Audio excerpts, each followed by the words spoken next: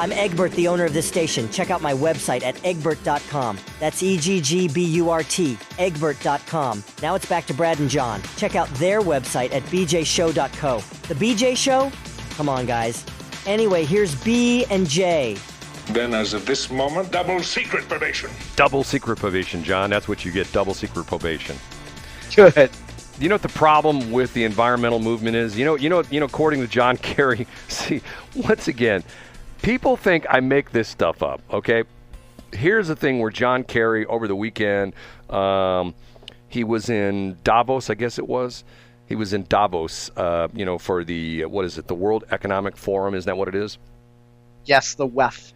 And he's making a speech in front of all these world leaders, and he is talking about the fact that there are non-believers among us who don't believe all the environmental critical information that comes out all the time. And what is John's solution? What is it, Brad? To get rid of the First Amendment. Ooh, because you're not supposed to criticize. You mean like don't criticize climate change? Well, in other words, he's saying, here, I'll read the headline. John Kerry calls the First Amendment a major block to stopping disinformation. So in other words, he's saying in each country there should be like an authoritarian, I guess, censor who essentially would, read everything. Oh, can't say that. Because if someone says, John, way back, how long has it been when what's his face, Mr. had the perfect marriage and then it fell apart? I'm talking about, ran for president. Why my mind's blank? Gary Hart. No. The hockey stick dude. You know what I'm talking about? The environmental. Al Gore. Okay, remember he had the perfect marriage, but then he got divorced. Remember Tipper Gore? Remember she was...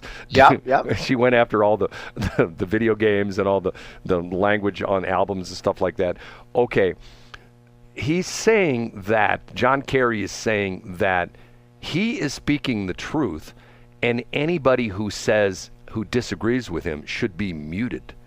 And that the First Amendment should have clauses in it so that the government can essentially say, well, you can say some things, but not all things. And he's telling the various governments that what they need to do is in their countries, and once again, this is a World Economic Forum. He's speaking about this stuff. He's essentially saying that these countries need to crack down on disinformation. Now, once again, every time I hear this, and even to the point where she's a wonderful woman, I have a tremendous amount of respect for her. Why this has happened to me on a couple times, Debbie Monterey has come up on my Facebook feed, and Debbie Monterey has been the morning co-host of Total Information AM on KMOX for a couple decades. And Debbie Monterey is a very upstanding journalist, a wonderful woman, but... She says things on sometimes her Facebook feed, which I'm going like, okay, where she was criticizing for people who were saying, well, the government said this, so it must be true. And I made a comment about, yeah, the government said that the laptop was that Hunter Biden's laptop was BS, Russian disinformation. 51 government officials or former government officials signed a letter, and we found out it was all true, right? Okay, yep. So the crazy thing about this is, why is it that someone like John Kerry can essentially say, let's get rid of that First Amendment, and you know what, as long as we're at it, these people with their guns, we don't need that Second Amendment either. I mean, doesn't this sort of like... I mean, and especially me being a quote-unquote journalist with 2 stupid, useless degrees, the interesting thing about this is I say right now there's not enough different viewpoints in the world. And I think the one interesting thing that's gotten to the point where, yeah, you have the crazy nuts, the Alex Jones of the world, who obviously spew stuff that is not true, but how many times have you seen this where something happens and the official line is, well, that's because of blah, blah, blah. And then 2 months later it comes out, that's not what happened at all. You know what I mean? Yeah, sure. It happens a lot. Well, I mean, once again, I'm the guy that spent I don't know how many nights up in Ferguson during that whole thing.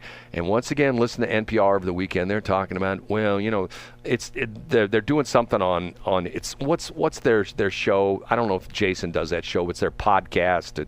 It's like St. Louis on the Air. No, it's another one. It's like some kind of local podcast. And they're talking about, once again, 10 years ago when police officers shot Michael Brown. Oh, yeah, they have, let me interrupt. They have an entire victimhood series called, it's focused on, it's called We Live Here. Oh, yeah, that's it. That's exactly it. And I'm going like, leave it alone, okay? Leave it alone. Once again, you had the situation where you had the county prosecutor who looked at the case, Bob McCullough, and he said, nope, nothing here. There's not a murder. This was essentially a justified shooting. And then the town goes nuts. And then you have Eric Holder who comes to town, who once again is a black attorney general.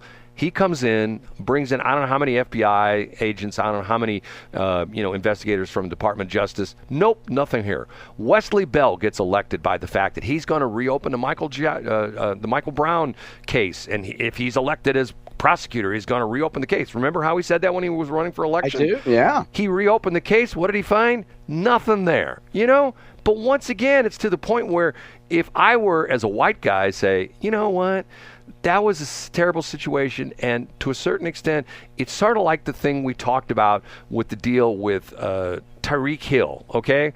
Where the video, he gets pulled over by the Miami cop, and once again, I say there's fault on both sides there because the cop went a little over the edge. But once again, my son taught me well. The perfect traffic stop, you know what I mean? And once again, very respectful to the officer, hands on the steering wheel, engine off, keys on the dashboard, address the officer, yes sir, yes ma'am, I do have a weapon at 3:00. I am carrying, I will tell you what to do. My wallet's in my back pocket. Can I reach around back and get my wallet for my driver's license? That's the way to do it. You know what I mean? I do know, Brad.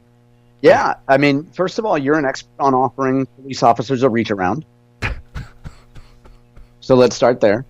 And then also, you're all over the map. We covered John Kerry, police assailant Michael Brown, Al Gore, and one of your favorite stories about your son and traffic stop. We covered that all in like 3 minutes, Brad. Well, we hit Brad's greatest hits. The John Kerry thing to me is problematic because I think he is the world's biggest hypocrite. I mean, to me, he's the world's biggest hypocrite.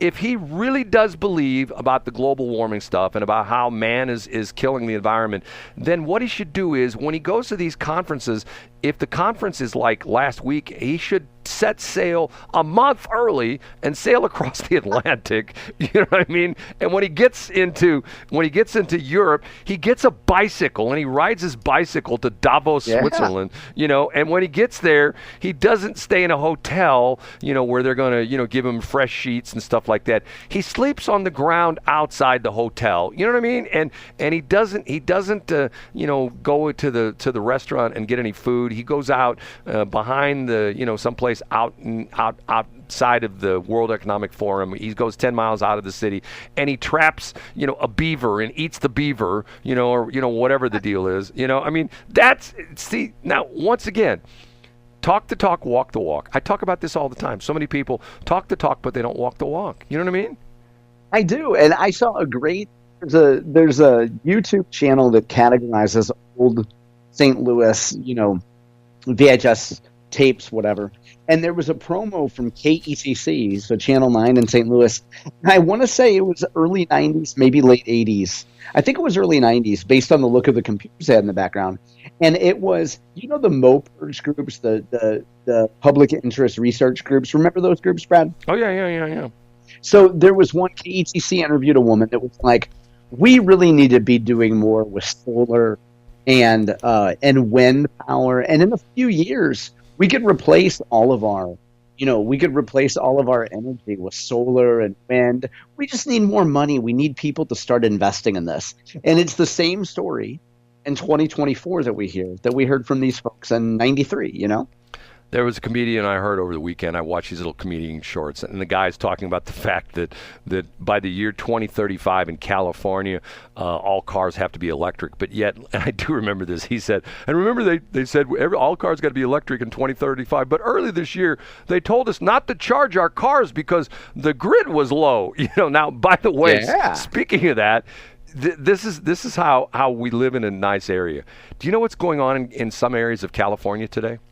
I don't know. Pacific Gas and Electric is turning off the electric to whole cities. Do you know about this? Why? Because of the fact that, remember, they got nailed for millions and millions and millions of dollars fines because their transmission lines sparked and started some of these brush fires and things like that. So now the new technique is if they have situations where it's dry and they have windy conditions, they just turn off the grid and they just turn off whole areas of power and essentially say, hey, we're sorry, but you know what? We don't want to start any fires, so we're just going to turn everything off. I mean, how bizarre is that? I mean, I don't know. It seems pretty reasonable, Brett. Like, can't everybody hook up to like a solar farm or something? I thought about it over the weekend. I still want to get somebody from Ameren. Remember we talked about that thing where was it down in New Florence, Missouri, where they were expanding their solar farm? They bought a solar farm. Or something you're like right. That. And if you paid $10 a month extra, you got power from that solar farm. I'm going I call BS on that because it all goes onto the grid. I mean, like for example, the power that you're getting at your home right now, John, is the source of that power right now is different than it is at 10 o'clock tonight because they switch it all the time.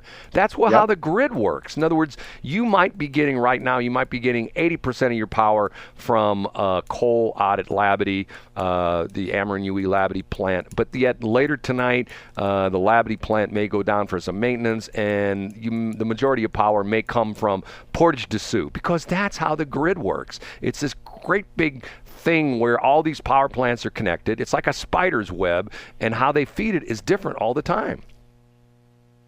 Well, I'm actually I'm sitting on one of those old school stationary bikes that leads up to a generator. It's like a Rube Goldberg type of contraption. And it actually powers my electric here, Brett. Do you remember what was his name? Sheriff Joe Arpaio. You talking about Maricopa County earlier.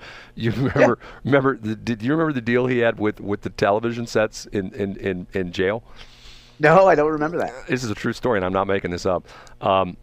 The inmates could watch TV, but the way they had like if you go to the gym, sometimes you see the gyms, they have like the displays on the piece of equipment, and some of the newer equipment you can actually toggle it. You can actually watch TV on the display that's on the piece of equipment. Yeah. He had it set up so that the exercise bicycles were actually generators, and if you wanted to watch TV, you had to get on the exercise bike and pedal fast enough, which generated enough electricity to run the TV on the exercise bike. That's very ableist. Like it discriminates against people without legs. I'm surprised there's not a lawsuit of paraplegics or quadriplegics or Stephen Hawking types that would file and say that's discriminatory. Okay, last thing we'll talk about today, and I've always got to give John the jab. I talked about last week. I made a 911 call, and I actually got called back by the trooper who responded to my 911 call. Oh, that made it all worthwhile. Wanting to know if I actually saw the accident, and I told him no. I just saw the aftermath. Two guys, spun around backwards, and he thanked me, and he says, I was the only caller. Yesterday, I was driving from Washmo up into St. Charles, and I took 94. And as I'm climbing the hill, and people know what I'm talking about, as you're climbing the hill to go to Klondike Hill, and I was coming from Schlossberg Road, if you know. In other words, I was coming from Augusta we get it. Go ahead. Toward Defiance, and I'm going up the hill, and there's a very narrow section there where you got rocks on the left and you got the guardrail on the right. One of the guardrail ends, apparently someone had hit it, and they bent it into the traffic lane. So this guardrail end was probably a good 1.5 feet, 2 feet in the traffic lane. And once again, the traffic lanes are very narrow, and it's not like you can steer around it because if a car's going the other way, there's no place to go. So I dialed 911, and I got St. Charles County. I told her the exact location, and she thanked me, John. She thanked me, and she said I was the third person to call. And I go, really? And she says, and the first two people weren't John Combest. That's what she said to me. That's right. Now, did they send you a certificate? Like, you know how they give little kids those plastic flimsy hats or like little, like at parades, like the little giveaways. Do you get like a deputy hat or something like that, Brad? Funny you should mention that, because already I've been contacted by Steve Ellman's office, and I'm officially get a citation tonight at the county council meeting, and they're going to nominate me for Citizen of the Month because it's still September. Wow. So oh yeah, for September it'll be dated September 32nd. They'll be like, here you go, kid. Now get out of here. Don't call us again for another year. John, see you Tuesday. Say goodbye. Bye-bye. Thanks for checking out the Brad and John Show podcast. This segment of the show is brought to you by John Combest's book, Stalking, Harassment, Internet Trolling, A Guide to Recovering and Rebuilding After Online Attacks. It's a great reference if you've ever been the unfortunate target of a social media attack. It's available on Amazon. Just search John Combest. That's Combest, John Combest, and the book will show up in your search results. Now it's time for another segment of the Brad and John Show. Can you handle it?